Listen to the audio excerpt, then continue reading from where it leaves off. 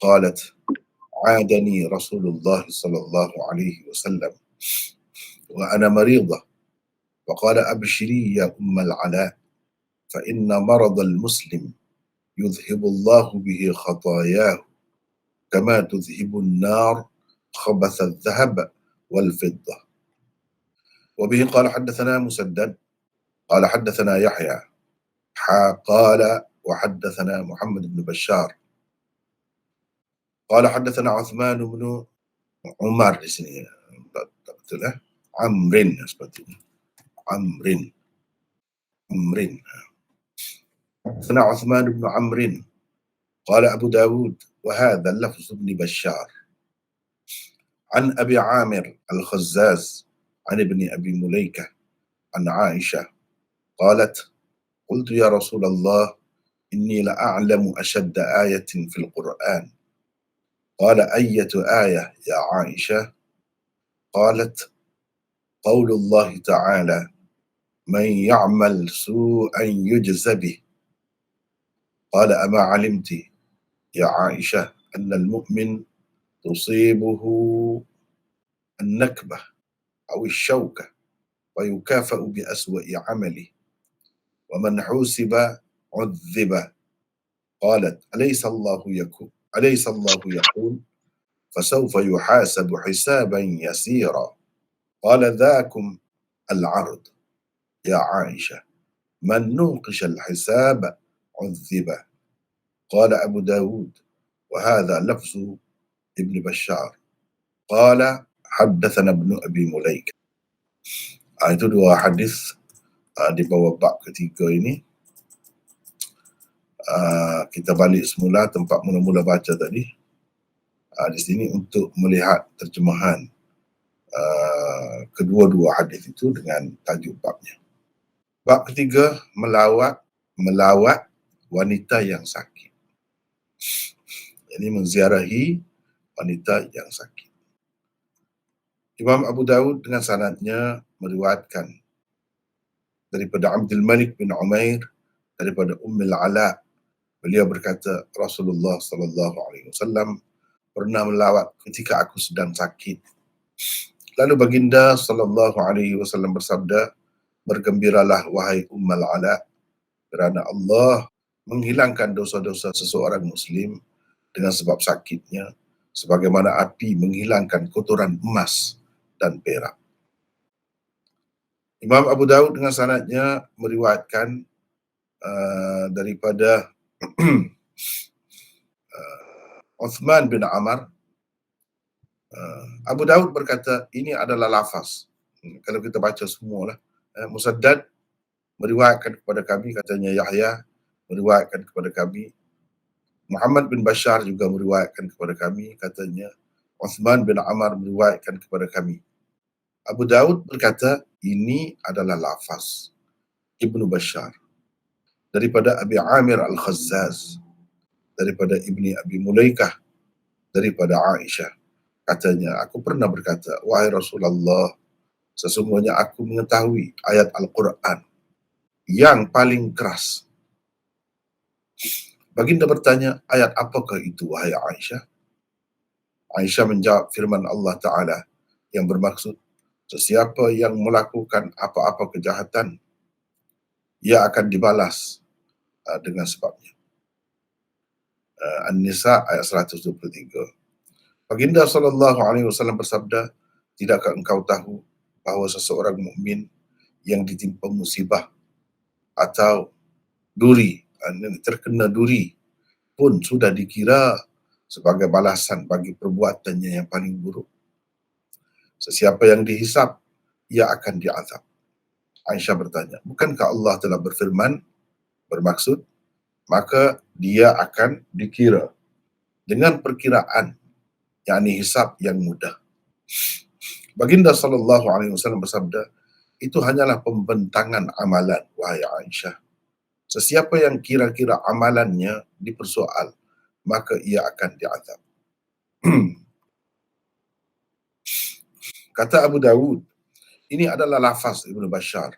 Beliau berkata, Ibnu Abi Mulaikah meriwayatkan kepada kami. Itulah dua hadis di bawah tajuk bab yang ketiga ni. Tajuk bab yang ketiga ni di bawah kitab besar, Kitabul Janaiz, iaitu kitab besar berkenaan dengan janaiz, jenazah. Jadi Imam Abu Daud buat dulu tentang sakit, tentang apa, sebab jenazah ni nak biasanya nak mati tu sakit dulu. Jadi cerita tentang sakit dululah. Jadi bila sakit ni apa-apa yang berkenaan dengan orang yang sakit itu dibawalah bab-bab yang berlainan yang sesuai dengan orang-orang sakit. Tetapi bab ni sebenarnya menuju kepada bab janaiz. Itu kita telah bincang dah sebelum ni dalam perbincangan yang lalu. Baiklah. Bab iyadatin nisa. Bab melawat wanita yang sakit.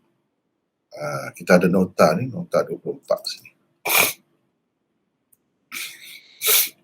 Idhafah perkataan iyadah kepada an-nisa di dalam tajuk bab di atas adalah idhafat masdar kepada maf'ulnya. Takdirnya ialah babun fi bayani hukmi iyadatir rijalin nisa'a. Bab pada menyatakan hukum lelaki melawat wanita. Di dalam sesetengah nuskah tiada tajuk bab di sini. Maknanya hadis di bawah bab ni termasuk di bawah bab sebelum ni. Tak ada tajuk bab ni. Iyadatin nisa ni tak ada. Dalam setengah-setengah nuskah Sunan Abi Daud. Tapi dalam nuskah yang kita pakai ni ada. Dan itu pun yang sesuainya. Ada ya. Jadi kalau ada, maka di sini babu iyadatin nisa. Kita kena bincanglah apa maksudnya. Kita kena bincang apa maksudnya. Apa yang saya sebut ni ada sedikit perbahasan dari sudut ilmu nahwu bahasa Arab lah. Ni yang saya sebut ni. Idhafat apa ni, perkataan iyadah kepada an-nisa adalah idhafat masdar kepada maf'ul. Kemudian panjang lah kalau nak cerita pula tu kan. Panjang lah. Iaitu kalau nak sebut lah, mana-mana yang boleh tangkap lah. Kalau yang tak boleh tangkap tu dengar sajalah. Tapi perlu, sebab kalau tak tahu benda ni idhafat apa semua, tak boleh nak pasal makna. Pasal makna boleh jadi tak kena lah, tak kena pasal. Bila tak kena pasal, sudah. Jadi iyadatin nisa tu perempuan tu kau pergi melawat atau perempuan itu yang dilawati. Itu persoalannya. Iyadatin nisa. Bab melawat wanita. Wanita tu kau melawatnya atau wanita tu yang dilawati. Maksudnya wanita tu yang sakit ke atau wanita tu pergi melawat orang lain yang sakit. Itu benda yang kena tahunya. Itu pentingnya. Ilmu alat tu. Jadi sebab itu saya kata di sini ni idhafat masdar kepada maf'ul. Idhafat masdar kepada maf'ul. Dia dengan sebab idhafat ni, kalau kita kata idhafat masdar kepada fa'il, idhafat masdar kepada maf'ul, dia berbeza tu. Bukan di sini saja, banyak dalam Quran, dalam hadis apa ada. Kalau kita pakai idhafat masdar kepada fa'il, apa jadi makna dia macam mana? Kalau kita pakai idhafat masdar kepada maf'ul, jadi macam mana? Berbeza, hukumnya berbeza. Boleh kan ni? Nanti ada setengah-setengah daripada kita terpaksa air bergerak pula. Tak apa kan ni cerita ni? Boleh Maulana. Tak apa. Boleh Boleh. Kepada yang belajar tu dia seronok. Macam ni, yang ada asas dah tu. Kepada yang tak ada asas lagi tu susah sedikit. Baik, saya ceritalah sepintas lalu secara cepat-cepat kan. Sebab kita bukan nak kalau nak lekat di sini malam ni pada ni saja bincang.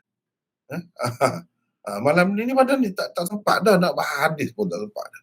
Gini ceritanya. Idhafat. Orang panggil mudhaf pun ilaih itulah. Hubungan di antara mudhaf dengan mudhaf pun ilaih itu hubungan idhafat. Idhafat tu ada dua. Idhafat mahdhah, idhafat ghairi mahdhah. Jadi idhafat mahdhah tu apa, idhafat ghairi mahdhah tu apa, panjang pula ceritanya. Panjang pula. Baik, kalau idhafah mahdhah ni, ni yang kita bertemu ni idhafah mahdhah namanya. Idhafah mahdhah ni ada 3 pula. Ada 3 pula. Ada 3 pula idhafah mahdhah tu. Apa makna idhafah mahdhah tu? Idhafah mahdhah ni idhafah ma'nawi ke, idhafah lafzi ke? Ha? Panjang pula ceritanya kan. Jadi daripada 3 tu, ni idhafah amil kepada isim selepasnya. Ni yang ketiga. Amil kepada isim selepasnya. Ini yang ketiga. Yang ketiga. Kalau kita nak bincang panjang lah. Jadi idhafah yang ketiga amil tu maksudnya masdar. Masdar. Baik, kalau masdar ni dia idhafah kepada isim selepas dia, boleh jadi dia idhafah kepada fa'il. Boleh jadi ia idhafah kepada maf'ul. Jadi kita nak menentukan idhafah kepada fa'il kepada maf'ul itu pun satu hal juga. Sebab kalau kita kata idhafah di sini, idhafah masdar kepada fa'il, bermakna wanita tu yang pergi melawat.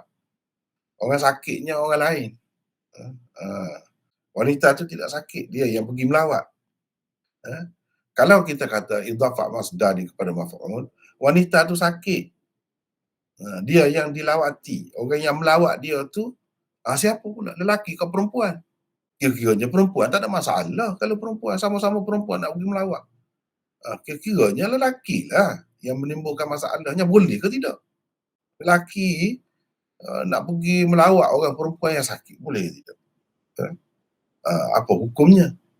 Dosa ke? Boleh pahala ke? Atau macam mana? Itu benar. Jadi ini yang ketiga. Jadi idhafah mahdhah tu idhafah isim yang bukan sifat. Yang pertama, idhafah isim yang bukan sifat kepada isim selepasnya. Yang kedua, idhafah sifat yang tidak beramal kepada isim selepasnya. Yang ketiga, idhafah amil kepada isim selepasnya. Ini yang ketiga yang saya sebut tadi. Yang ketiga. Jadi bila yang ketiga, kita kena tahu dia ni amil. Iyadah. Ada ya'udu audan, maknanya kembali. Kalau ada ya'udu iyadah, makna melawat orang sakit. Masdar tu berbeza, jadi makna berbeza. Fi'il dia sama. Fi'il dia sama. Ada ya'udu audan, makna pulang, kembali. Kembali ke rumah ke mana ke kita kata, itu audan. Tapi kalau iyadah, ni iyadah. Masdar ni. Iyadah. Ada ya'udu iyadah, makna dia melawat orang sakit. Jadi di sini iyadati an-nisa, bab melawat wanita yang sakit. Jadi wanita ni jadi maf'ul. Ni jadi maf'ul. Walaupun dia zahirnya nampak mudhafun ilaih, tapi dia jadi maf'ul tu. Sebab ini amil. Iyadah ni amil. Masdar tu amil. Jadi dia beramal, bertindak terhadap nisa ni sebagai maf'ul ke sebagai fa'il? Jawabnya maf'ul. Maknanya an-nisa itu yang dilawati.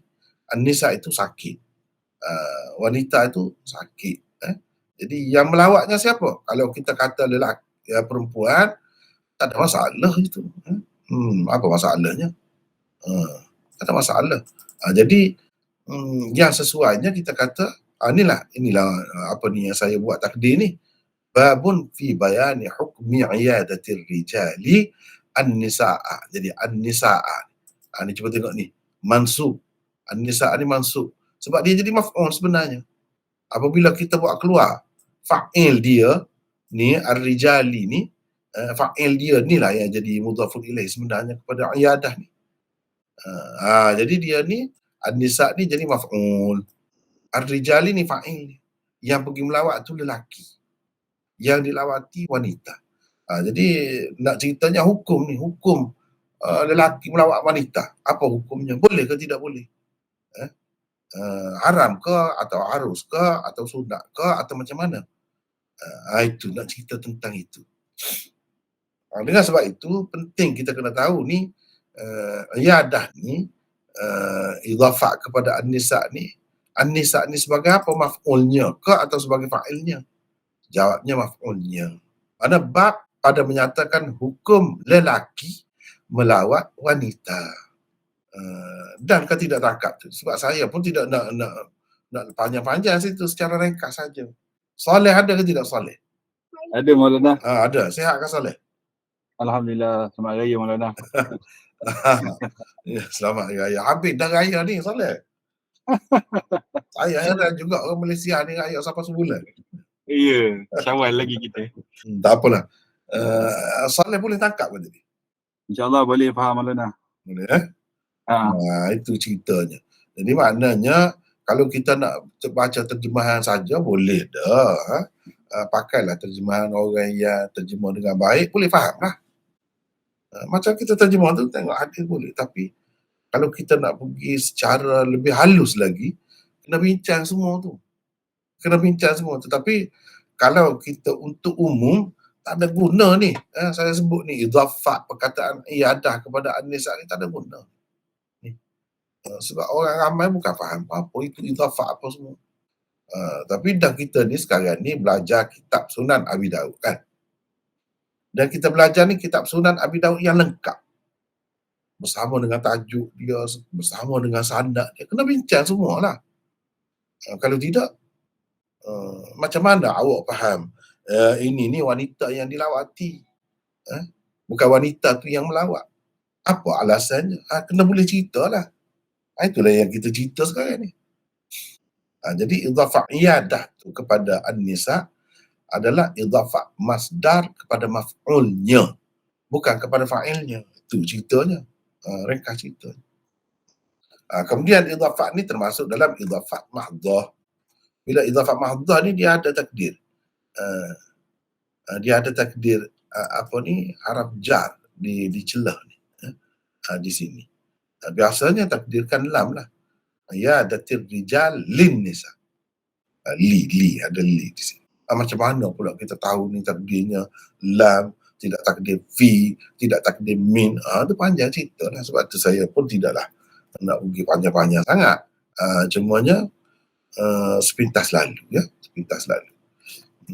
Jadi oleh kerana kita belajar kitab Sunan Abi Daud ni semua sekali, supaya yang nampak mudah tu pun baru dia tahu sebenarnya kalau kita korek, kalau kita gali, ni orang kata gali ni, atau kalau kita selami, dalam sangat. Nampak gitu ya. Babu iyadatin nisa, gitu ya nampak. Rupanya kalau dibahas banyak lagi. Macam kita tengok laut lah. Sekali tengok tu nampak biasa rupanya kalau masuk dalam tu dalam sangat lagi. Tak apalah, itulah secara ringkasnya. Jadi kalau nak lebih detail lagi, masa lain lah, ataupun kena belajar dengan orang lain lah. Begitu. Baik, pada dasarnya hukum lelaki melawat wanita yang sakit adalah harus, bahkan mustahab, elok. Itu pada dasarnya. Walaupun bukan mahramnya, yang kita nak lawati tu, wanita tu bukan mahram. Ini bukan orang yang haram berkahwin dengan kita. Mana kita halal berkahwin dengannya. Sebagaimana harus dan mustahab, lelaki melawat lelaki yang sakit dan wanita melawat wanita yang sakit. Itu pun elok. Melawat wanita yang sakit pun sama. Ataupun wanita melawat lelaki yang sakit pun sama.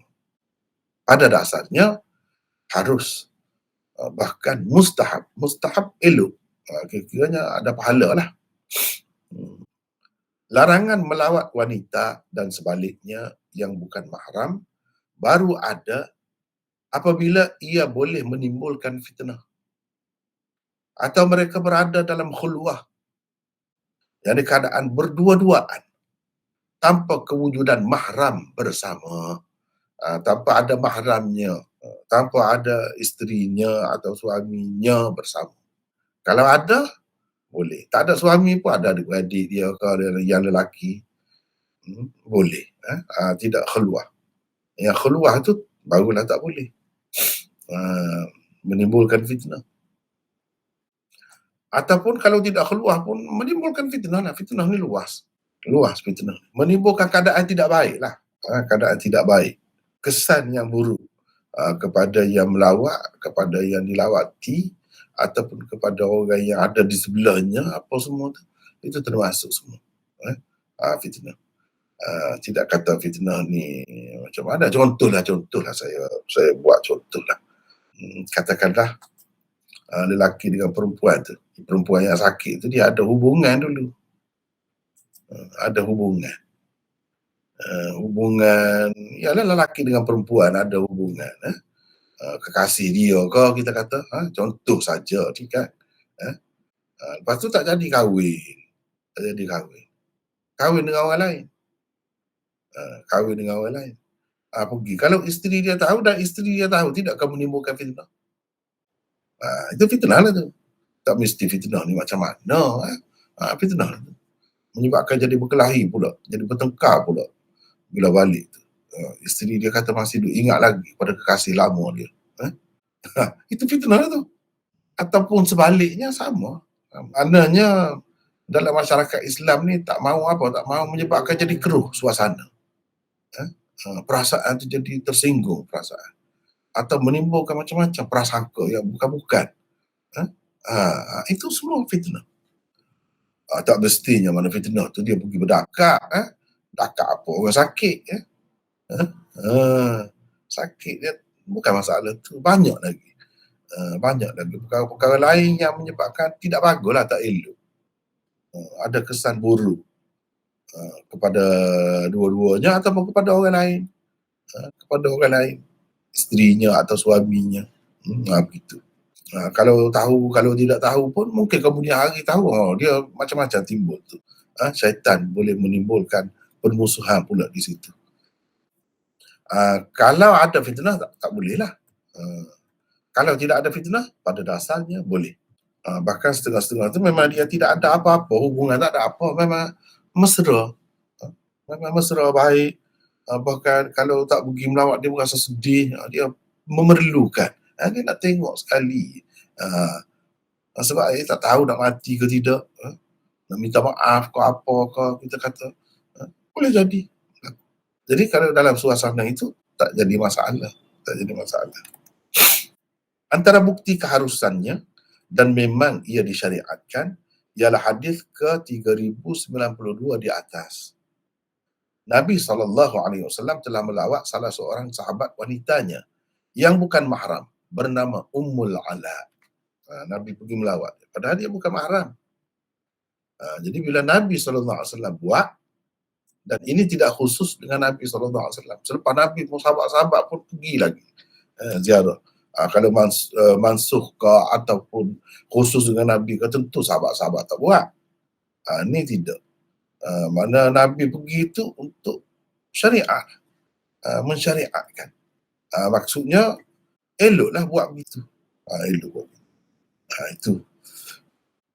Itu cerita je berkenaan dengan tajuk bab. Baiklah, sekarang ni kita pergi kepada hadis. Jadi sebagaimana saya sebut tadi, hadis pun ada dengan sanadnya kan. Ada dengan sanad ni. Jadi kita kena bincanglah mana-mana yang dirasakan perlu tu. Jadi Sahal bin Bakar meriwayatkan kepada kami. Jadi siapa yang kata begini? Imam Abu Daud. Jadi sebelum haddatsana ni Imam Abu Daud lah. Kalau kitab Bukhari, Imam Bukhari. Kalau kitab orang lain lah. Itulah.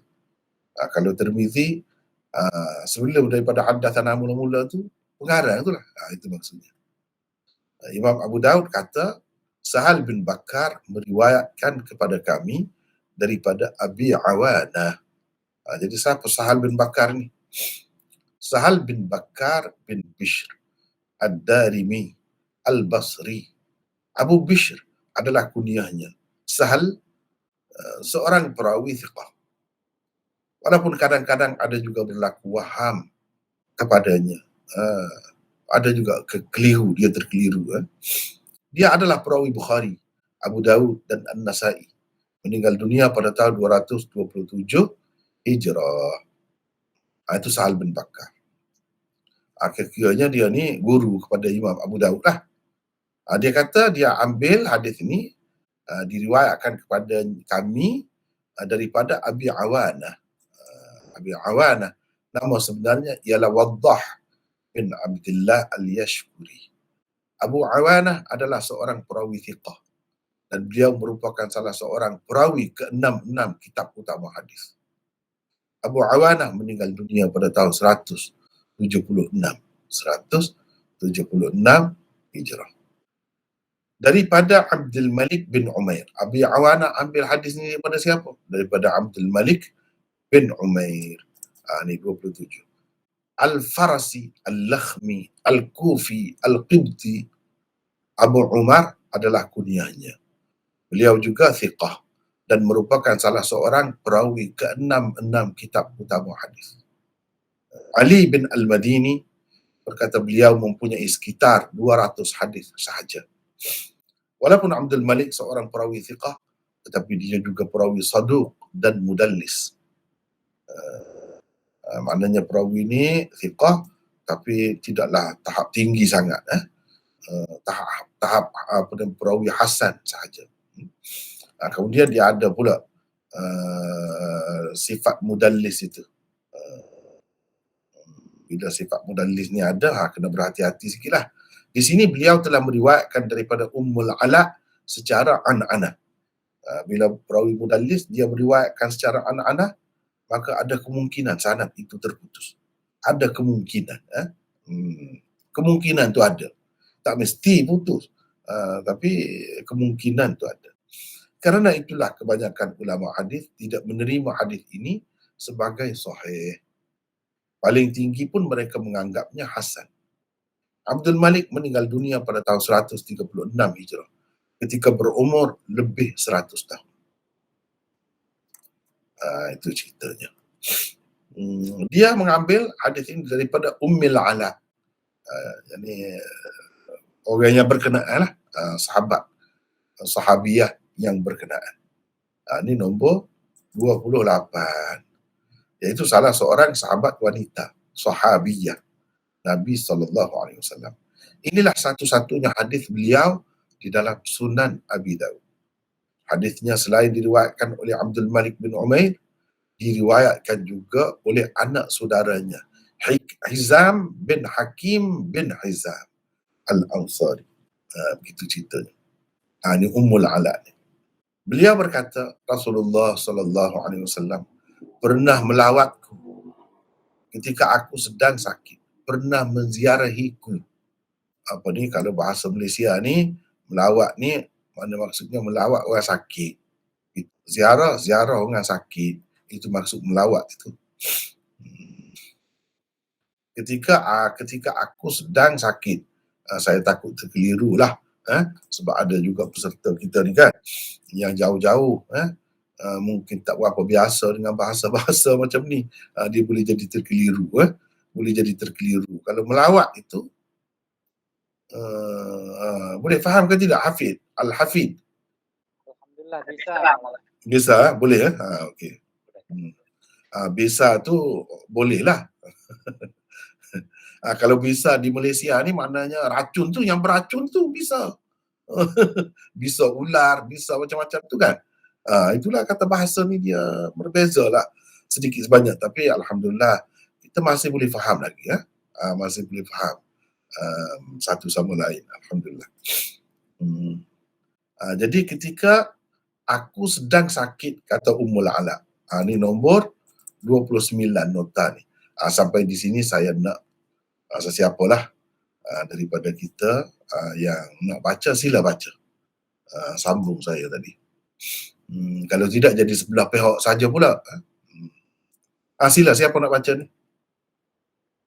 Nota 29. Silakan. Siapa ni? Ya, silakan. Ibnu Sakan berkata, Nabi SAW telah melawatnya. Beliau, Ibnu Sakan, telah mengemukakan hadisnya daripada penduduk Syam.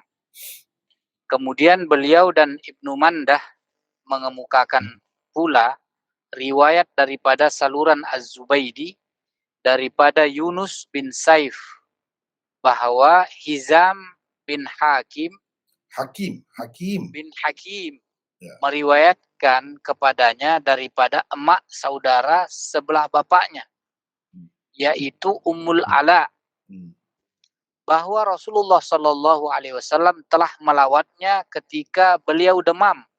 Baginda melihatnya dalam keadaan sedang mengerang kesakitan lantaran terlalu kuat demamnya. Oh, jadi sakitnya ini demam, demam. Tapi mungkin adalah penyakit lain demam itu gejalanya pun mungkin, tetapi demam lah yang disebutnya. Di sini. Teruskan. Kata Ibnu Sakan, aku tidak menemui hadisnya selain hadis ini. Okey. Jadi ini saja hadis dia yang ditemui oleh ulama hadis. Lalu baginda bersabda, bergembiralah wahai Ummul Ala. Di sini saya selalulah betul-betul ambil seperti yang asal. Macam kita boleh sebutkan Ummul Ala, Ummul Ala, Ummil Ala. Boleh saja. Setengah-setengah tu orang dia pakai satu saja. Tapi saya macam di sini, saya kekalkan yang asal. Absyiri ya Ummul Ala. Sebab dia jadi apa ni orang panggil munada. Munada. Dan munada ni dia kena bagi di atas. Kalau kita kata Ummul Ala, sedangkan ini Nabi yang kata ni. Kita dah bercerita tentang apa yang Nabi kata. Nabi kata tu ya Ummul Ala ke atau ya Ummul Ala. Jadi cuba tengok sini bagi ni Ummul Ala. Jadi saya lebih suka guna begini. Sebab apa? Untuk ketepatan itu. Ketepatan itu. Sebagaimana yang Nabi sebut. Jangan kita ubahlah. Takut-takut termasuk dalam berdusta juga. Sebab dari segi nahunya kalau kata Ummul Ala salah. Ummil Ala pun salah juga. Yang betulnya Ummul Ala. Kan Nabi tu dia bercakap tu bahasanya tepat. Takut jadi berdusta atas nama Nabi SAW. Jadi dengan sebab itu sahabat-sahabat sekalian, peserta-peserta kita semua sekalian kena fahamlah kenapa setengah-setengah kitab ni dia pakai satu saja bagi. Saya takut itu. Yang saya nak jaganya takut jadi timbul dusta atas nama Rasulullah. Mana orang yang mengerti dia akan kata, Nabi tak cakap macam tu, dia bukan kata Ummul Ala. Kalau kata Ummul Ala salah pun. Jadi Nabi bercakap bahasa Arab salah ke? Macam-macam timbul tu. Sebab dengan sebab itu perlu dijaga. Bagi saya perlu dijaga. Terutamanya apabila yang Nabi sebut itu. Kalau yang lain-lain tu boleh tahanlah juga. Bolehlah untuk kita memudahkan. Sebab orang kita ni dia kan dia bukan terikat dengan nahwu bahasa Arab tu. Dia tak tahu semua tu ummi apa tu bezanya kan. Tapi bila sampai ke peringkat Nabi sebut, itu kena jaga. Sebagaimana yang saya buat di sini, Ummul Ala. Sebab itu yang Nabi sebut. Kalau kita kata Ummul Ala, nanti orang akan kata, Nabi tak kata begitu. Kalau kata begitu, salah. Jadi adakah Nabi ni bercakap bahasa Arab yang salah? Tak boleh macam tu. Nabi bercakap bahasa Arab yang tepat. Bukan salah begitu. Sebab itu, jangan terkejutlah kalau tengok saya buat begini dari segi ejaan tu, adalah tu sebabnya. Gitu. Mungkin kalau tengok di lain macam lain itu terpulang kepada masing-masing lah. Saya pun faham maksud dia takut memeningkan kepala orang. Jadi sekali sekali ummah, sekali ummi. Mana satu yang betulnya? Salah satu betul ke atau macam mana dia jadi keliru? Orang yang tak belajar bahasa Arab dia keliru. Tapi bagi saya kalau yang Nabi sebut sekurang-kurangnya itu kena jaga. Takut timbul fitnah tadilah. Fitnah tadi. Orang kata Nabi bercakap tak betul pula. Tidak menepati bahasa, salah bahasa. Bergembiralah wahai Ummul Ala. Jadi Ummul Ala ni, Ummil Ala tadilah sama lah. Orang sama. Cumanya cara guna tu. Kerana Allah menghilangkan dosa-dosa seseorang Muslim dengan sebab sakitnya. Jadi dengan sebab sakitnya, sebagaimana api menghilangkan kotoran emas dan perak. Rupanya sakit-sakit ni boleh menghilangkan dosa-dosa. Boleh menghilangkan dosa-dosa. Jadi dosa-dosa tu ibarat karat-karat lah yang ada pada jiwa seseorang mukmin itu. Dengan dia sakit, di sebalik sakit itu, Allah SWT menghilangkan dosa-dosanya. Seperti mana tukang emas, tukang perak dan sebagainya lah, tukang itulah. Dia kan nak bersihkan emas dia tu supaya jadi berkilat betul. Perak dia tu dia semburkan dengan api. Dengan api yang kuat, tajam. Jadi terpisahlah kotorannya. Begitu. Jadi itu hikmat di sebalik sakitnya seseorang mukmin itu. Di sini kita ada nota 30. Boleh Ibnul Qayyim baca lagi? Silakan. Antara pengajaran, panduan, pedoman, dan hukum hakam yang terdapat di dalam hadis ialah: 1. Lelaki juga disyariatkan melawat wanita yang sakit dengan syarat ia dapat menjaga batas-batas dan adab-adab syariat. Hukumnya harus dan mustahab atau elok juga, seperti lelaki melawat lelaki dan wanita melawat wanita. Teruskan. 2. Peristiwa ini menunjukkan kemuliaan Ummul Ala pada pandangan Nabi Shallallahu Alaihi Wasallam dan menunjukkan juga sifat merendah diri baginda. Sebagaimana hati sahabat-sahabat lelaki dijaganya, hati sahabat-sahabat wanitanya juga dijaga. Ya, teruskan. Yang ketiga, pelawat hendaklah menenangkan hati pesakit yang dilawatinya dengan memberikan berita-berita gembira yang sebenarnya seperti dilakukan oleh Rasulullah SAW. Jadi berita gembira tu yang benar, jangan yang dusta. Jadi berita gembira, tak apa, 2 hari lagi, sehari 2 lagi kamu akan sembuh. Padahal dia dah teruk dah. Dia dah teruk dah. Jadi kita berdusta dengan dia tak boleh. Tapi kalau berita gembira yang benar itu tak apa. Macam Nabi SAW di sini sebut, absyiri ya Ummul Ala.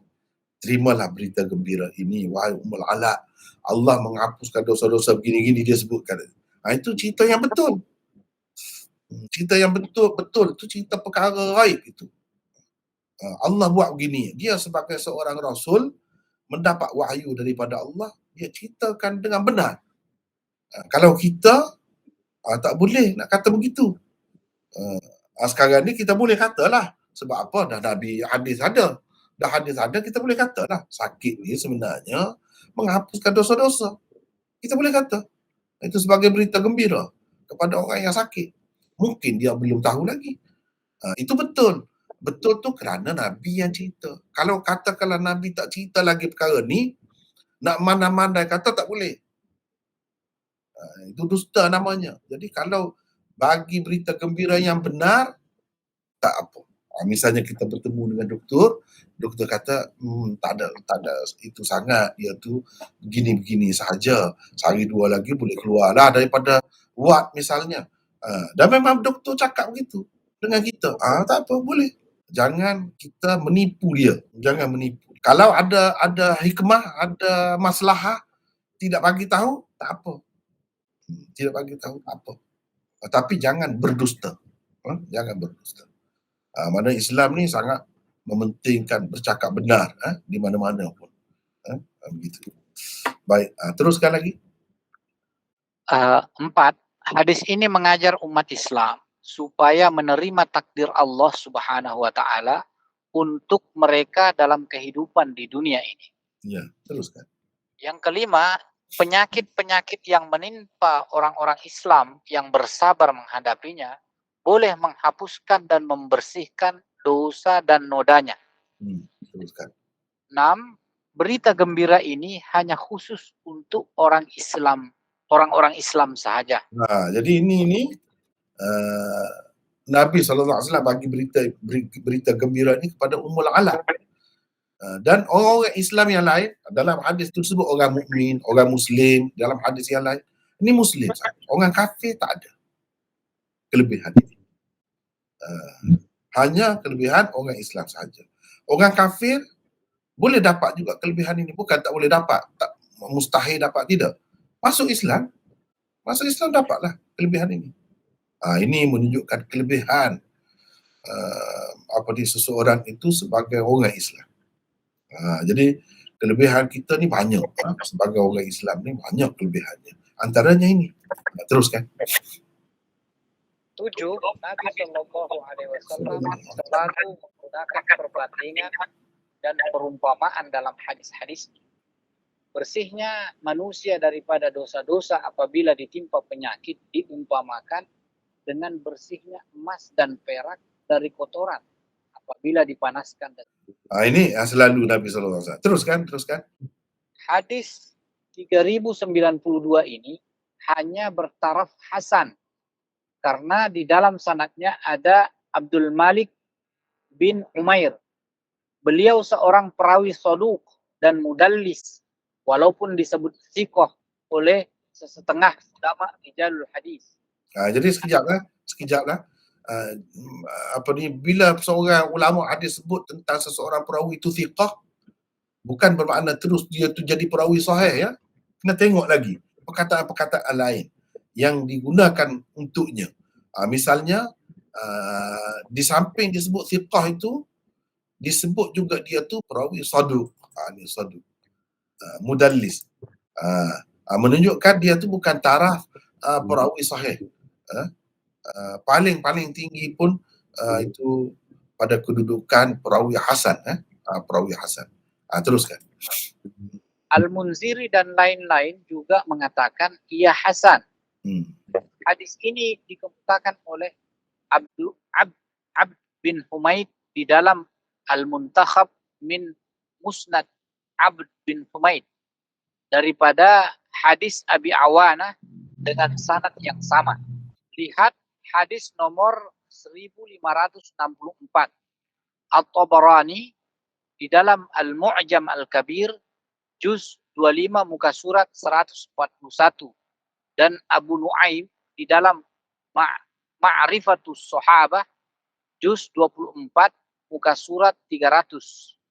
Al-Haythami mengemukakannya melalui beberapa saluran riwayat di dalam Majma' Az-Zawaid juz 2 muka surat 307. Itu berkenaan dengan hadis tadi 3092. Seterusnya kita pergi pula kepada hadis 3093 ni. Haddatsana Musaddad qala haddatsana Yahya. Ini cuba perhati di sini ada ni. Ini dinamakan tahwil. Tahwil. Jadi bacanya kita baca atau lepas tu kita baca qala wa haddatsana. Walaupun tak ada di sini. Haddatsana Musaddad qala haddatsana Yahya qala. Jadi ada di sini qala gini wa haddatsana. Dari segi bacaannya, bila kita baca kena sebut qala itu selepas qala wa haddatsana. Dari segi tulisannya tak ada. Itu kena maklumlah, kena maklum. Maknanya Imam Abu Daud mengambil hadis ini melalui dua saluran riwayat. Melalui tariq, disebut tariq, saluran riwayat. Satunya daripada Musaddad, gurunya yang bernama Musaddad. Musaddad mengambil hadis ini daripada Yahya. Ini saluran yang pertama. Kemudian pemalingan sanad berlaku di sini. Maknanya Imam Abu Daud berkata Muhammad bin Bashar juga meriwayatkan kepada kami. Kerana selain Musaddad meriwayatkan hadis ini,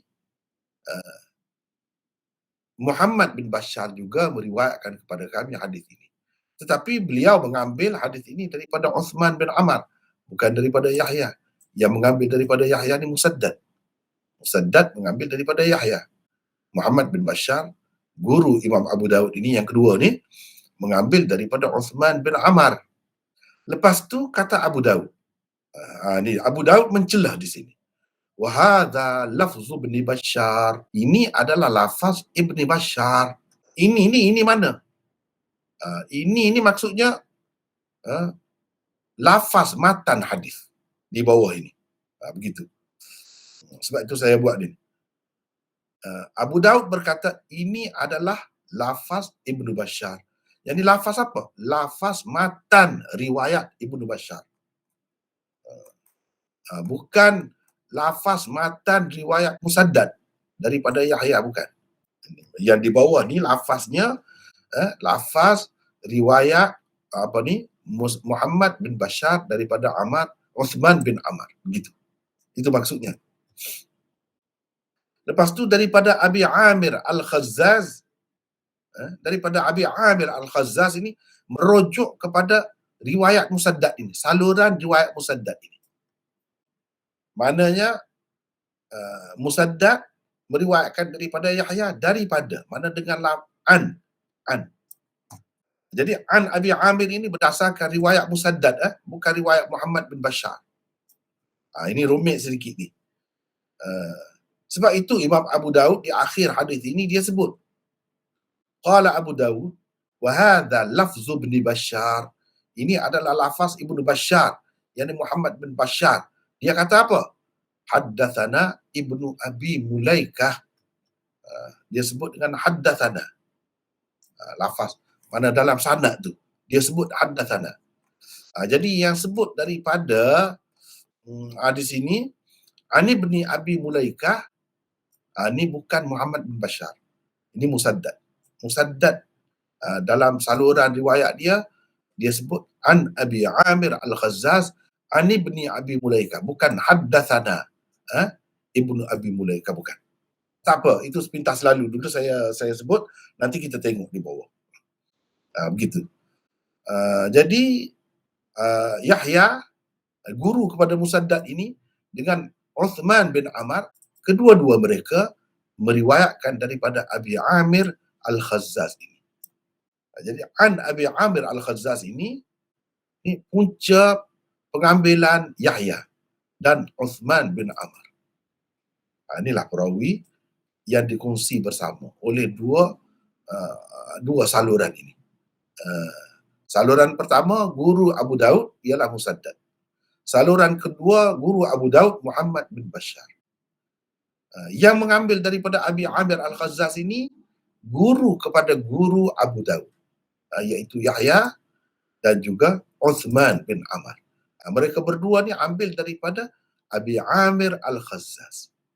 Sampai di sini berbeza pula sanad itu. Pada Musaddad meriwayatkan dengan an. Jadi sebut an ini berdasarkan riwayat Musaddad. Kalau riwayat Muhammad bin Bashar, dia bukan di sini an, tetapi haddatsana Ibnu Abi Mulaikah an Aisyah. Gitu. Itu kena perhati tu, Sebab kita baca kitab ni dengan sanad kan. Ni dalam Abu Daud ni kadang-kadang sanad dia tu boleh jadi keliru, boleh jadi keliru. Saya akan tunjukkan di mana telah berlaku kekeliruan di dalam kitab-kitab syarahnya pun. Berlaku kekeliruan. Dan seterusnya, begitu. Baik, kita pergi seterusnya kepada hadis yang kedua dengan melihat sanad yang terlebih dahulu. Musaddad bin Musarhad. Ini perawi masyhur ni, perawi masyhur. Meriwayatkan kepada kami, katanya Yahya bin Sa'id Al-Qattan yang dimaksudkan di sini. Meriwayatkan kepada kami. Lepas tu dia berhenti sanad, dia berhenti setakat ni. Muhammad bin Bashar juga meriwayatkan kepada kami, kata Imam Abu Daud. Di sini start lain, start semula pula sanad itu. Ini Imam Abu Daud lah kata ni. Muhammad bin Bashar juga meriwayatkan kepada kami ni. Siapa yang kata? Abu Daud lah. Mana Muhammad bin Bashar ni guru dia. Katanya, kata Muhammad bin Bashar, Uthman bin Amr. Jadi Muhammad bin Bashar ni pun masyhur, perawi Bukhari, Muslim dan lain-lain. Perawi yang dikongsi bersama oleh sekian ramai ulama-ulama hadis. Dan kiranya yang kalau sudah bertemu tu, perawi-perawi itu kita tidak akan ulang lagi. Katanya Uthman bin Amr. Siapa Uthman bin Amr? 31. Di sini. Saya nak minta siapa-siapa lah pula baca. Silakan, siapa-siapa pula? Orang lain pula? Siapa nak baca di sini? Uthman bin Amr Seterusnya. Saya baca lah. Siapa ni? Izzuddin. Izzuddin. Silakan Izzuddin. 31 tak? Ya. Bin Saj al-Qurashi, Abu Saj al-Jazari, Hmm. Maula Bani Umayyah. Hmm. Kadang-kadang Osman dibinkan kepada datuknya. Beliau meriwayatkan hadis daripada Az-Zuhri secara mursal. Muhammad bin Ishaq, Amr bin Sabit, Ismail bin Umayyah dan ramai lagi orang-orang lain. Sa'id bin Salim Salim. Sa'id bin Salim Al-Mu'tamir bin Sulaiman, Muhammad bin Yazid dan lain-lain pula adalah antara orang-orang yang meriwayatkan hadis daripadanya. Abu Arubah menyebutnya dalam tabaqat ketiga tabi'in. Kata Abu Hatim, hadisnya boleh ditulis tetapi tidak boleh dijadikan hujah. Ibn Hibban menyebutnya dalam perawi siqah. Al-Uqaili berkata, tidak ada orang yang turut meriwayatkan hadisnya. Itu maksud la yutaba'u ala hadithihi. Kalau dalam bahasa Arabnya disebut gitu istilah. La yutaba'u ala hadithihi. Maksudnya tidak ada orang yang turut meriwayatkan hadisnya. Biasanya kalau hadis yang diriwayat tu tak ada orang lain macam tu. Ya, ada juga meriwayatkan riwayat itu. Teruskan. Hafiz Ibnu Hajar di dalam At-Taqrib pula berkata, padanya ada kelemahan. Hadisnya diriwayatkan oleh Abu Daud dan An-Nasa'i.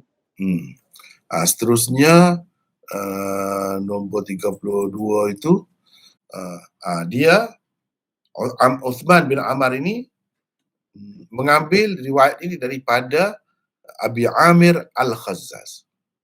Sama juga Yahya bin Sa'id Al-Qattan ini yang di atas ni, Yahya ni juga mengambil daripada Abi Amir Al-Khazzaz ini. Jadi siapa pula Abu Amir Al-Khazzaz itu? Baca di situ. Izzuddin, teruskan. Beliau ialah Salih bin Rustam Al-Muzani, maula mereka, Al-Basri. Basri. Para ulama hadis berbeza pandangan tentang kedudukannya dan hadis-hadis yang diriwayatkannya. Ibnu Ma'in berkata, Abu Amir dhaif. Yahya berkata, langsung tidak bernilai. Laisa bi syai'. Itu lafaznya. Teruskan. Ahmad berkata, salihul hadis. Seorang perawi yang ada kelayakan dalam menerima dan menyampaikan hadis. Di samping hadisnya juga boleh ditulis. Al-Ijli berkata, jaizul hadis. Perawi yang walaupun lemah tetapi hadisnya boleh ditulis untuk iktibar. Untuk iktibar. Abu Hatim berkata, hadisnya boleh ditulis tetapi tidak boleh dijadikan hujah. Ad-Darul Qutni dan Abu Ahmad Al-Hakim berkata, tidak kuat. Ibnu Adi berkata, azizul hadis. Seorang perawi yang tidak banyak hadisnya. Teruskan. Antara tokoh ulama hadis yang dinukilkan telah berkata, Abu Amir Al-Khazzaz, seorang perawi siqah pula, ialah Abu Daud At-Tayalisi, Abu Daud As-Sijistani, Abu Bakar Al-Bazzar, Muhammad bin Waddah dan Ibn Hibban. Jadi Abu Daud As-Sijistani ni pengarang kitab kita ni lah, pengarang kitab Sunan Abi Daud. Imam Abu Daud pun kata dia ni thiqah. Jadi ramai juga yang mengatakan dia ni perawi thiqah. Abu Amir Al-Khazzaz ini perawi thiqah. Mana ada khilaf lah ulama tentang kedudukannya itu. Ada yang kata tak boleh buat hujah, ada yang kata dhaif, ada yang kata dia ni thiqah. Ramai juga yang kata. Termasuklah pengarang kitab Sunan Abi Daud ini sendiri mengatakan Abu Amir Al-Khazzaz ini perawi yang thiqah. Ini boleh dilihat dalam Tahdzibut Tahdzib, karangan Hafiz Ibn Hajar. Ada di dalam tu dia sebutkan semua ini. Daripada Ibni Abi Mulaikah. Siapa? Abdullah bin Ubaidillah. Nama dia Ibnu Abi Mulaikah ni Abdullah bin Ubaidillah. Daripada Aisyah. Katanya aku pernah berkata, wahai Rasulullah. Cuba tengok ni. Rasulullah. Saya sebut begitu. Saya tulis begitu. Bukan Rasulullah. Sama tadilah. Ummal ala. Bagi di atas. Rasulullah. Bukan Rasulullah. Kalau kata Rasulullah, salah. Sesungguhnya aku mengetahui ayat Al-Quran yang paling keras. Baginda bertanya, ayat apakah itu wahai Aisyah? Jadi paling keras ni ada, kita ada nota di sini. Paling keras ni maksud berat, lagi menakutkan diriku sendiri dan orang-orang Islam lain. Orang Islam, kalau kita tengok beberapa riwayat, mereka takutlah, susah hatilah bila turun ayat tu. Jadi Aisyah tahu cerita tu. Jadi dia pun nyatakan kepada Rasulullah apa yang dia tahu tu. Jadi lepas tu Nabi SAW pun tanyalah, ayat mana? Ayat apakah itu wahai Aisyah? Aisyah menjawab, iaitu firman Allah yang bermaksud. Jadi ayatnya di dalam teks Arab tu sudah ada dah. Kita ambil maksud saja di sini. Sesiapa yang melakukan apa-apa kejahatan, may ya'mal su'an, ia akan dibalas dengan sebab yujzabi. Ini dalam An-Nisa 123 ni, 34. Baca di situ Izzuddin, teruskan. Sebabnya Aisyah menganggap firman Allah ini paling keras dan berat ancamannya ialah kerana perkataan man di dalamnya merupakan salah satu lafaz umum yang merangkumi semua orang, baik kafir maupun mukmin. Perkataan su'an pula nakirah di halaman ayat syarat. Ia juga mengandungi erti umum merangkumi semua kejahatan atau dosa, baik besar maupun kecil. Beliau pula belum mengetahui pada ketika itu bahawa setiap penyakit dan malapetaka yang menimpa orang mukmin dapat menghapuskan dosa-dosanya. Sebab tu terasa berat. Sahabat-sahabat lain pun begitu juga. Terasa berat. Sedih. Berasa. Lepas tu bila Nabi SAW jelaskan melalui hadis-hadis seperti inilah, mereka tahu. Oh, rupanya kira-kiranya tak ada dah akan disoal, akan dibalas apa dah kalau dihapuskan dosa tu. Dihapuskan dengan apa? Dengan penyakit, malapetaka yang menimpa ataupun lain-lain lagi, duri yang kena pun. Seseorang itu pun mendatangkan pahala kepadanya ataupun menghapuskan dosa-dosanya. Bahkan kalau kita tengok dalam hadis ini, dosanya yang paling teruk pun dihapuskan. Begitu. Baik. Kalau kita tengok sini dulu. 35 tadi surah tadi, Aisyah pun tanya. Baginda bersabda, tidakkah engkau tahu, mana dia tak tahu lagi, bahawa seseorang mukmin yang ditimpa musibah atau duri, yang terkena duri pun sudah dikira sebagai balasan. Itu sebagai kafarah, sebagai penutup bagi perbuatannya yang paling buruk, penghapus dosa. Perbuatannya yang paling buruk pun terhapus dengan benda-benda macam itu. Jadi sesiapa yang dihisap, ia akan diazab. Yang dihisap tu, dah kalau dah hapus dah dosa tu, tak ada hisap lah, tak kira dah lah. Lepas tu Nabi kata sesiapa yang dihisap, ia akan diazab. Barulah terasa berat tu duduk di situ. Lalu Aisyah tanya lagi, bincang lagi. Aisyah bertanya, bukankah Allah telah berfirman, maka dia akan dikira, yakni dihisap dengan perkiraan, yakni hisap yang mudah. Jadi mudah apa kalau akan diseksa pula kalau macam tu. Sesiapa yang dihisap. Jadi tidakkah fasawfa yuhasabu hisaban yasira, akan dihisap dengan mudah? Kalau kena seksa tak ada mudah lah kalau macam tu. Aisyah jadi duduk bincang ni, duduk tanya lagi Nabi 35 di sini.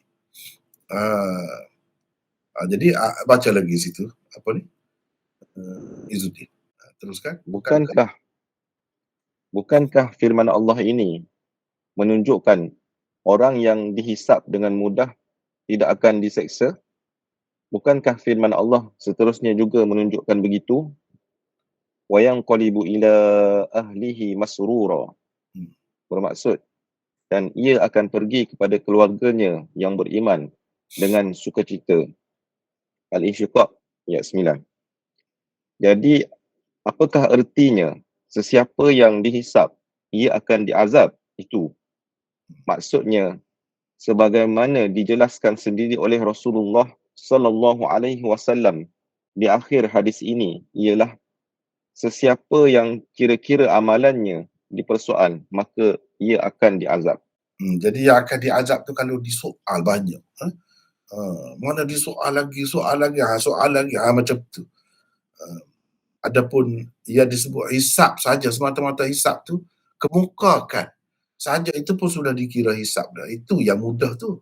Kalau banyak soal itu tanda akan diazab lah orang itu. Jadi selepas tu Baginda SAW bersabda, itu hanyalah pembentangan amalan wahai Aisyah.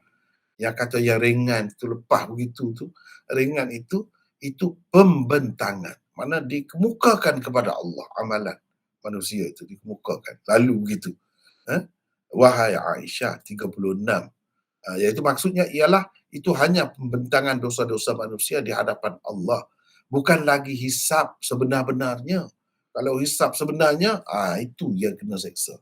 Adapun sekadar lalu macam orang lalu dekat kita kata custom, kalau kita kata lalu tunjuk pasport begitu, lalu begitu, itu pembentangan. Tapi kena lalu juga. Kena lalu juga di situ. Cuma yang tidak diperiksa, tidak disoal banyak begitu. Teruskan ini. 37. Orang yang dihisap sebenar-benarnya ialah orang yang kira-kira amalannya dipersoal dan diperiksa segala yang besar dan kecil daripadanya. Hadis ini sebetulnya tidak sesuai terletak di bawah babu iyadatin nisa'i, bab melawat wanita yang sakit. Ia lebih sesuai terletak di bawah bab sebelumnya, iaitu babul amradil mukaffarati lizunubi. Babul amradi mukaffirati lizunubi. Bab penyakit-penyakit yang menghapuskan dosa-dosa. Memandangkan Rasulullah sallallahu alaihi wasallam telah bersabda di dalamnya, alimti ya Aisyatu annal mu'mina tusibuhu an-nakbatu au syaukatu wa yukafa'u bi aswa'i amalihi. Bermaksud, tidakkah engkau tahu bahawa seseorang mukmin yang ditimpa musibah atau terkena duri pun sudah dikira sebagai balasan bagi perbuatannya yang paling buruk. Jadi inilah ia kata sesuai dengan babul amrad al-mukaffirah lidzunub tu. Dia lebih sesuai dengan tajuk ni. Bukan tajuk bab ziarah wanita ni, tak ada sebut pun di sini ziarah wanita ni dalam hadis ni. Hadis yang kedua ni. Hadis yang kedua di bawah bab ni. Jadi macam mana terletak di sini, itu kira kesilapan penyalin lah agaknya letak di sini. Ia lebih sesuai kalau terletak di bawah bab sebelum ini. Mana dari segi penyakit-penyakit menghapuskan dosa tu. Sebab apa? Sebab ada di dalam hadis ni sebut ni. Ada sebut ni. Jadi ini bukan masalah pergi melawat wanita apa, tak ada. Semua orang mukmin kalau terkena malapetaka, musibah, atau kena duri sekalipun. Jadi Allah SWT yukafa'u bi aswa'i amalihi. Begitu. Allah SWT dikira sebagai balasan Tuhan terhadap perbuatannya yang paling buruk. Jadi Allah balas di dunia. Jadi tak ada dah azab di akhirat besok. Dia balas di dunia lagi. Jadi dengan sebab itu orang Islam, orang mukmin jangan berasa sedih sangat kalau ditimpa sakit, malapetaka, bencana dan sebagainya, sebab kita kena ingat dengan perkara-perkara seperti itu, dosa kita, perbuatan kita yang paling buruk, maknanya dosa lah, boleh hilang. Boleh hilang. Kalau kita sabar ni. Kalau kita sabar. Kalau kita tak sabar, tak boleh. Ini masalah sabar apa semua, kita dah, syarat-syarat dia kita dah bertemu dah sebelum ni. Di dalam hadis-hadis sebelum ni. Jadi, hadis yang kedua di bawah bab ketiga ni, lebih sesuai terletak di bawah babul amrad al-mukaffirah lidhunub. Jadi bab sebelum ni. Bukan di bawah bab iyadatin nisa. Sebab dalam hadis yang kedua ni tak ada sebut pun tentang ziarah ataupun melawat wanita yang sakit. Itu tak ada sebut. Tak ada sebut. Jadi bagaimana terletak di sini? Ini kesilapan penyalin dah agaknya. Agaknya lah orang-orang duk sebut begitulah. Ataupun kesilapan Abu Daud sendiri sebagai manusia, dia salah letak. Mungkin dia nak adjust balik, dia nak letak balik di tempat yang sebenarnya tapi terlupa ke apa ke, boleh jadi belaka. Jadi yang tepat dengan tajuk bab yang ketiga ni ialah hadis yang pertama di bawah bab ini sahaja. Nabi SAW pergi melawat Ummul Ala, itu saja yang tepat. Yang kedua ni tidak begitu sesuai. Sepatutnya tidak terletak di sini.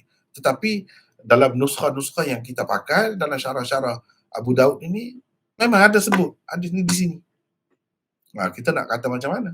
Kita katalah itu kesilapan. Suatu kesilapan. Macam Quran kita tak boleh kata begitu. Surah ni terletak selepas surah ni kesilapan. Tak boleh. Itu mutawatir. Tapi kalau hadis ni kita boleh kata. Kesilapan pengarah dia sendiri pun boleh jadi. Tidak nanti penyalin dia yang kemudian. Pengarah dia sendiri pun boleh jadi tersilap.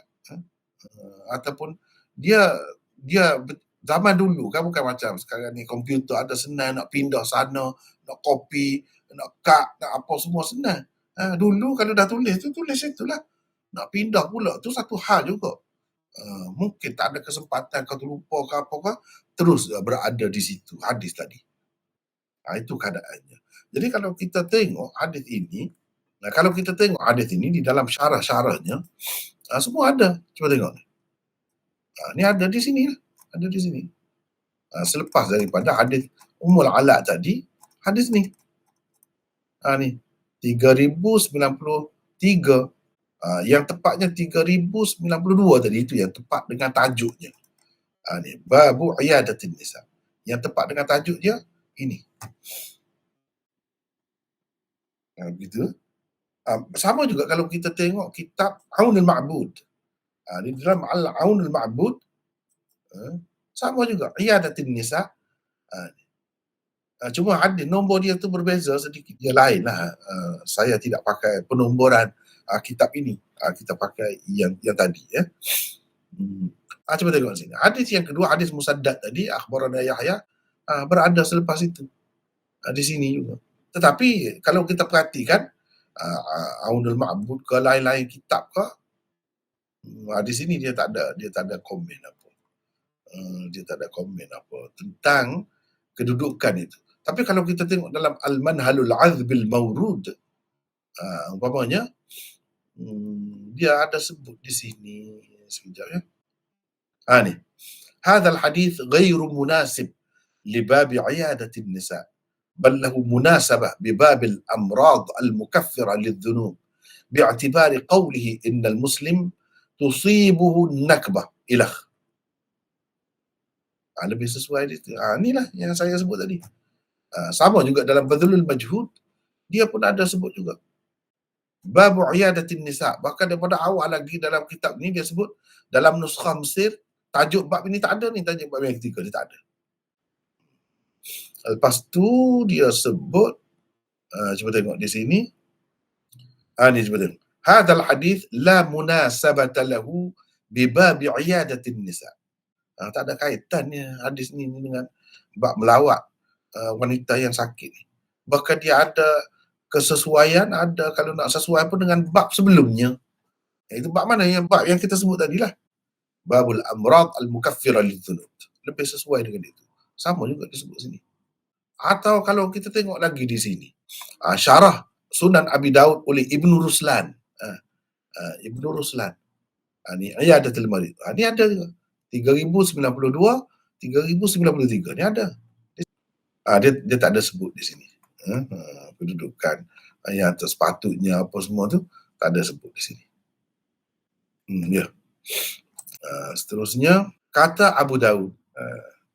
Jadi untuk makluman sahabat-sahabat yang hadir pada malam ini, kuliah kita ni, kena tahu ya, qala Abu Daud dalam Sunan Abi Daud itu penting.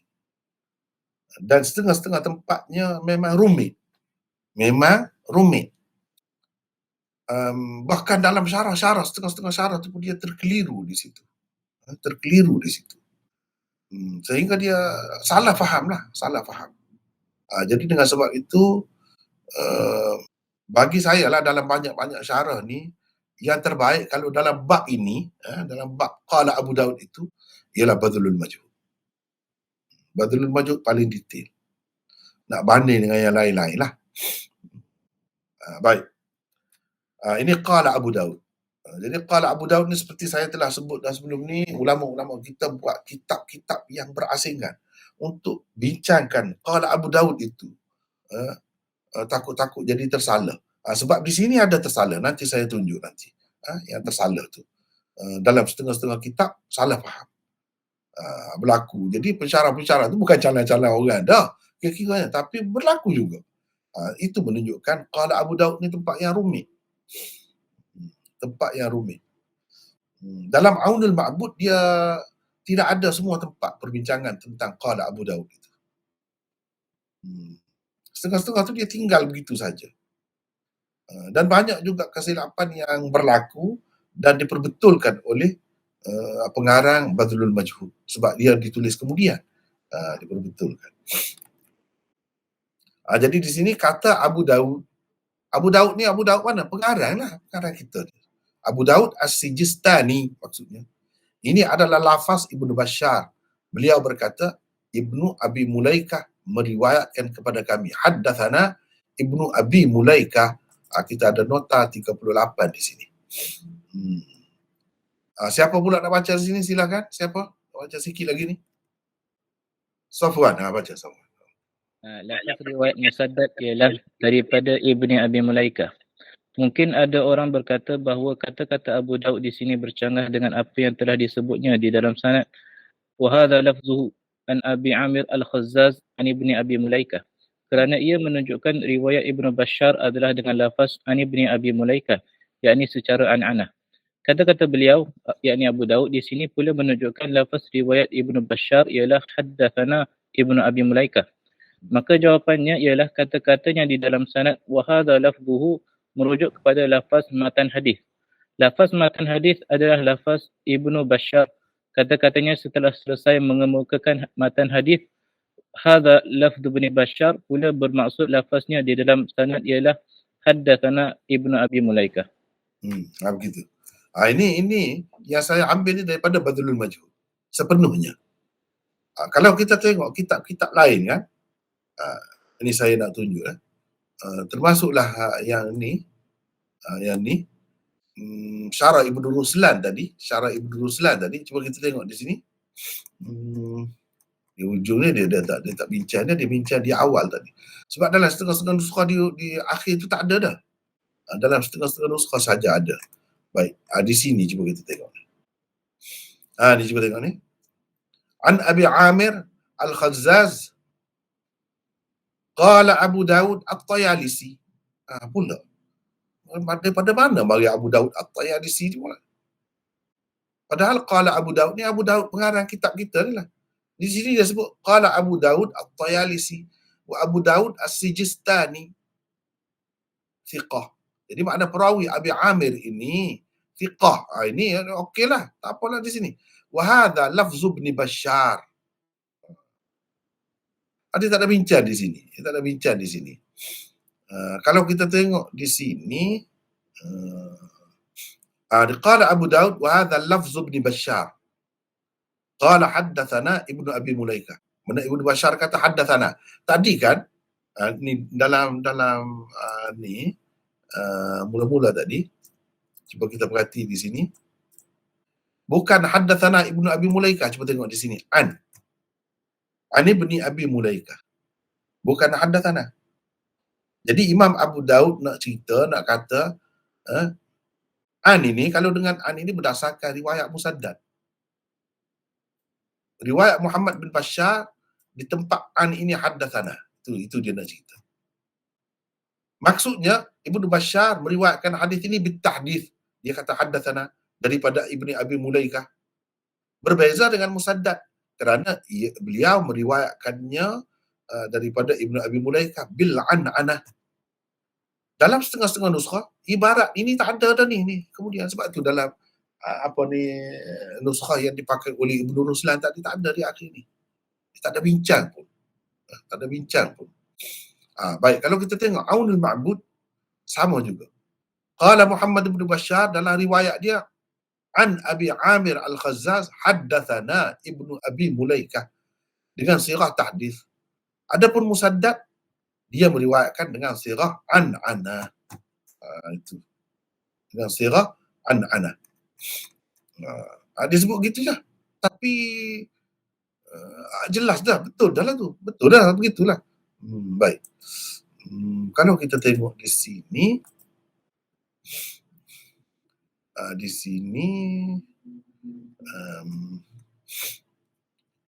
wa hadha lafzu Ibn Bashar an Abi Amir Al-Khazzaz. Lepas tu akhir sekali. Qala Abu Daud wa hadha lafzu Ibn Bashar. Qala haddathana Ibnu Abi Mulaikah. Yang ini dia mengemukakannya dengan lafaz Musaddad. Di dalamnya lafaz Musaddadnya an Ibni Abi Mulaikah. Adapun lafaz Ibnu Bashar dalam sanad, fa fihi qala haddathana Ibnu Abi Mulaikah, begitu. Dalam sanad itu. Cumanya apa perlu ulang begitunya? Kenapa dia jadi mengelirukan ini? Kalau kita baca Badlul Majhud, dia sebut tentang kekeliruan itu.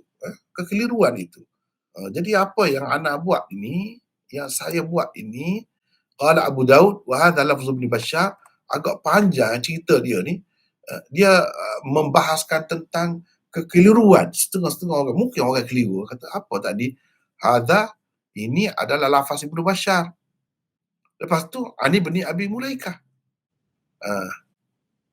Ni seperti kita tengok sini. Cuba tengok ni. Wah, ini lafaz Ibnu Bashar daripada Abi Amir Al-Khazzaz daripada Ibni Abi Mulaikah. Jadi seseolahnya lafaz Ibnu Bashar dengan an di sini. Dengan an di sini. Jadi itu kalau kita kata tiba-tiba untuk apa pula disebut kemudiannya lafaz Ibnu Bashar haddathana Ibnu Abi Mulaikah.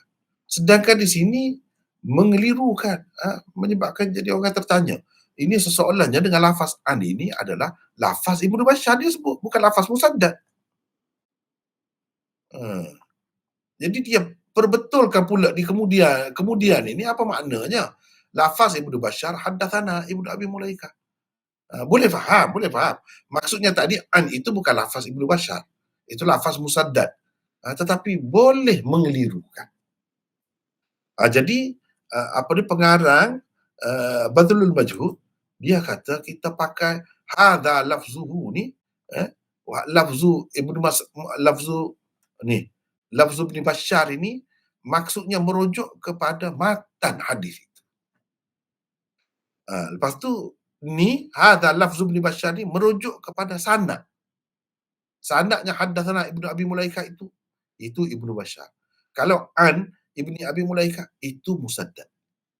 Jadi yang dia kata di awal hadis itu hadza lafzu Ibn Bashar itu merujuk kepada matan hadis. Boleh faham ke tidak? Inilah yang saya buat dalam bahasa kita ni, yang dibaca oleh siapa tadi, Safwan tadi. Ni lafaz riwayat Musaddad ialah daripada Ibni Abi Mulaikah. Mungkin ada orang berkata bahawa kata-kata Abu Daud di sini bercanggah dengan apa yang telah disebutnya di dalam sanad. Ni, wa hadza lafzuhu an Abi Amir an Ibni Abi Mulaikah. Ini kan an ni. Lepas tu dia kata di awal itu ini lafaznya, lafaz Ibnu Bashar itu. Kerana ia menunjukkan riwayat Ibnu Bashar adalah dengan lafaz an Ibni Abi Mulaikah. Secara an-anah, zahirnya nampak begitu. Jadi kata-kata beliau Abu Daud di sini, kata-kata beliau di sini pula menunjukkan lafaz riwayat Ibnu Bashar haddatsana pula. Jadi dia jawab. Ini jawapan cepat tadi saya dah tunjuk dalam beberapa kitab tu tak ada sebut.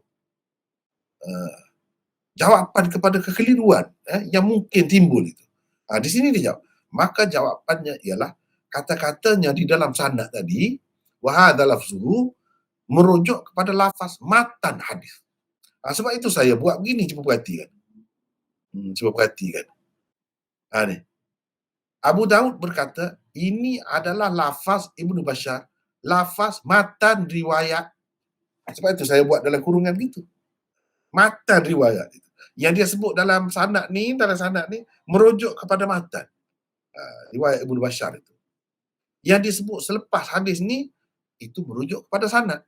Dalam sanad itu Ibnu Bashar kata haddatsana, bukan an. Yang di atas tu an itu adalah riwayat Musaddad. Itu maksudnya. Boleh faham ke tidak? Sebab itu kata agak rumit. Lafaz matan hadis adalah lafaz Ibnu Bashar. Kata-katanya setelah selesai mengemukakan matan hadis, ini lafaz Ibnu Bashar pula bermaksud lafaznya di dalam sanad ialah haddatsana Ibnu Abi Mulaikah. Boleh nampak ke tidak? Sebab itu saya dah kata perbahasan tentang qala Abu Daud itu rumit. Memang rumit. Kepada setengah-setengah orang yang tak biasa boleh jadi keliru. Boleh faham sikit-sikit Maulana.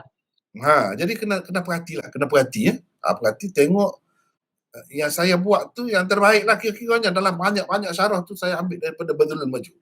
Yang lain dia memang dia cerita jelas tapi kemuskilan yang mungkin timbul dia tak jawab.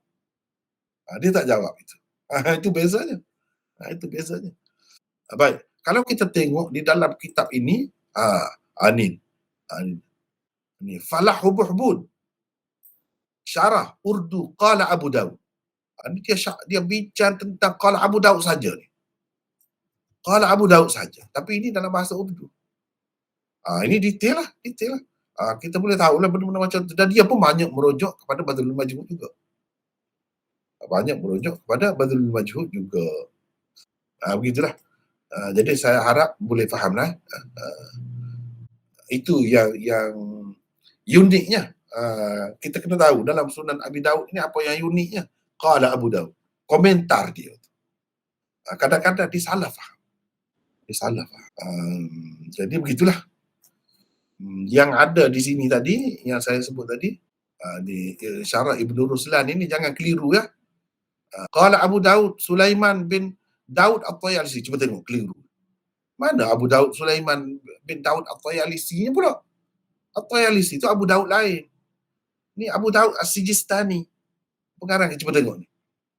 Nombor 3 dia kata as-sawab annahu Abu Daud As-Sijistani. Ni ya betul. Maknanya Ibnu Ruslan sendiri pensyarah Sunan Abi Daud itu terkeliru di sini. Kalau Abu Daud dia pergi kata Abu Daud At-Tayalisi. Yang Abu Daud At-Tayalisi kata ialah thiqah dia tu. Abu Daud As-Sijistani pun kata thiqah juga. Siapa? Abu Amir Al-Khazzaz ini. Jadi dengan sebab itu perawi ini bukan disepakati tentang kedhaifannya. Ada yang mengatakan dia thiqah. Dengan sebab itulah dia berada pada taraf hasan kita katakan hasan. Bukan semua sepakat mengatakan dia dhaif. Jadi Abu Daud At-Tayalisi kata dia ni thiqah. Seperti dalam nota tadilah saya dah sebut Abu Daud At-Tayalisi. Siapa yang kata dia ni thiqah?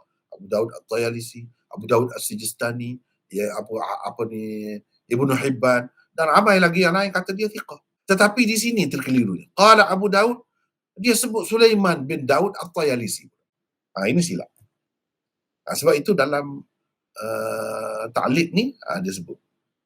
Yang betulnya Abu Daud As-Sijistani. Jadi kalau dalam Sunan Abi Daud bila kata qala Abu Daud pengarang itulah Sijistani itu, bukan At-Tayalisi. Macam mana pula di sini dia pergi tulis At-Tayalisi? Itu silap. Kesilapan. Kesilapan. Jadi boleh faham kan?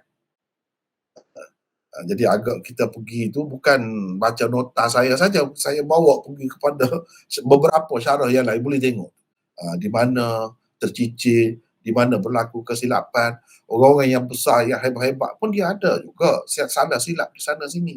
Bukan makna tak ada silap. Bahkan ulama kata ini tadi tak sepatutnya terletak di sini, hadis yang kedua tu sepatutnya terletak di lain. Jadi silap siapa? Tak bolehkah kalau kita kata Abu Daud As-Sijistani pengarangnya tu silap? Boleh. Boleh kata. Sebab manusia kan, dia boleh berlaku salah silap. Begitulah lebih kurangnya perbincangan kita pada malam ini. Saya rasa sekadar itulah cukup untuk malam ini. Cuma mungkin ada nak soalan, satu dua boleh insyaAllah. Silakan. Maulana. Ya, silakan. Dengar ke? Dengar. Saya nak tanya yang hadis yang tu lah, yang pasal 3093 tu, nak tahu madar sanad tu berada dekat mana? Madar sanad itu. Kalau madar kita sanad tu perhatikan di sini sekejap inilah Abi Amir Al-Khazzaz. Abi Amir Al-Khazzaz. Mana tadi? Ini di atas. Ni kan? Saluran pertama Musaddad daripada Yahya. Saluran kedua Muhammad bin Bashar daripada Uthman bin Ammar. Kedua-dua mereka mengambil daripada ni. Abi Amir Al-Khazzaz ini dialah madarnya. Dialah madarnya. Yang lain-lain sama, ini madar hadis. Kemudian hadis ini sebenarnya kandungan dia tu riwayat Bukhari dan Muslim pun ada juga. Jadi kalau kita nak berdasarkan bahagian itulah, bahagian tidak semua sama 100% tidak. Kalau dengan lafaz macam ni, inilah Abi Amir Al-Khazzaz lah. Tapi dia perawi hasan kan. Kalau kita mengambil kira orang-orang yang mengatakan dia thiqah tu begitu ramai juga. Walaupun ramai juga yang kata dia dhaif. Tetapi sebahagian daripada kandungannya itu memang ada dalam Bukhari dan Muslim. Sahih Bukhari dan Muslim. Jadi ada kuat hadis itu. Kalau berkenaan dengan bahagian tu saja, kita boleh kata sahih li ghairi hadis ini. Sahih li ghairi, boleh kata. Begitulah. Ya. Ada lagi yang lain? Silakan. Assalamualaikum Maulana. Waalaikumsalam warahmatullahi. Ya, silakan. Saya nak tanya situasi. Waalaikumsalam. Ya, siapa? Saya Herdi. Silakan. Saya nak tanya situasi orang yang sakit. Sekiranya contoh dia dalam 4 bulan dia sakit, tapi dia tak mampu untuk nak solat. Cuma dalam 4 bulan tu dia solat sebulan sekali saja. Adakah dia termasuk dalam orang yang diberi kelebihan untuk dihapuskan dosa daripada Allah Subhanahu Wa Taala? Terima kasih Maulana. Ya. Kalau dia tu tidak mampu buat, mudah-mudahan termasuklah. Sebab hadis sebelum pada ni kan, kalau kita tidak mampu buat, biasanya kita buat. Tapi kita tak mampu buat kerana perjalanan ke, kerana sakit ke, Allah SWT tetap bagi pahala tu. Tapi kalau mampu buat tapi dia tidak buat, itu tak boleh lah, kena qadha lah. Assalamualaikum Maulana. Kelebihan ini dapat apabila kita jaga batas-batas dia. Kita sabar misalnya. Kalau kita kena semayang, kita semayang. Baru dapat. Kalau tidak, tak dapat. Begitu. Assalamualaikum Maulana. Waalaikumsalam warahmatullahi Ni wabarakatuh. saya ni nak bertanya, saya ni penyakit saya ni anggota kaki saya ni sentiasa berbalut. Sentiasa berbalut dari lutut sampai ke kaki. Jadi ibu jari kaki saya tu nampak lah. Ya, jadi saya nak ambil air semaya lah. Saya nak ambil air semaya, saya boleh bangun ambil air semaya. Jadi bahagian kaki tu saya pun tanya orang-orang tu email saya macam mana kaki alik berbalut saya ni.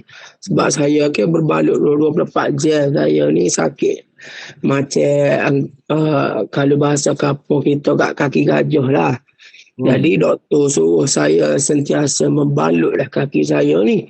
Kalau saya tidak membalut, kemungkinan penyakit saya ni akan membesar. Jadi kaki saya ni sentiasa berbalut. Jadi saya tukar balut kaki 2 hari sekali, 3 hari sekali. Jadi saya solat ni, saya ambil air semaya. Lah ni saya dah boleh berjalan. Jadi saya pergi ambil air semaya di toilet. Lepas tu bahagian kaki tu saya ambil air, saya lesek di ibu kaki. Lagu mana dia pandangi Malana tu. Sebab saya ni macam kalau saya try, dulu saya tak boleh berdiri sebab anggota badan saya ni besar. Jadi kalau saya berdiri, saya jadi macam nak tegang, nyetok karung. Jadi saya try satu rakaat tu saya berdiri, lepas tu saya rasa macam nak nyetok, lepas tu saya teruskan duduk balik. Untuk sebelum ni saya solat atas kursi, saya nak try berdiri sebab abang saya ada tegur, try lah berdiri solat. Saya try berdiri, maknanya kalau saya berdiri dalam rakaat 1, 2, 3 tu mungkin saya akan jadi kejang tu maknanya macam nyetok karung lah nak ayatnya. Lagu mana pandangi Maulana? Tadi ada sebut tadi orang lain cakap macam mana tadi?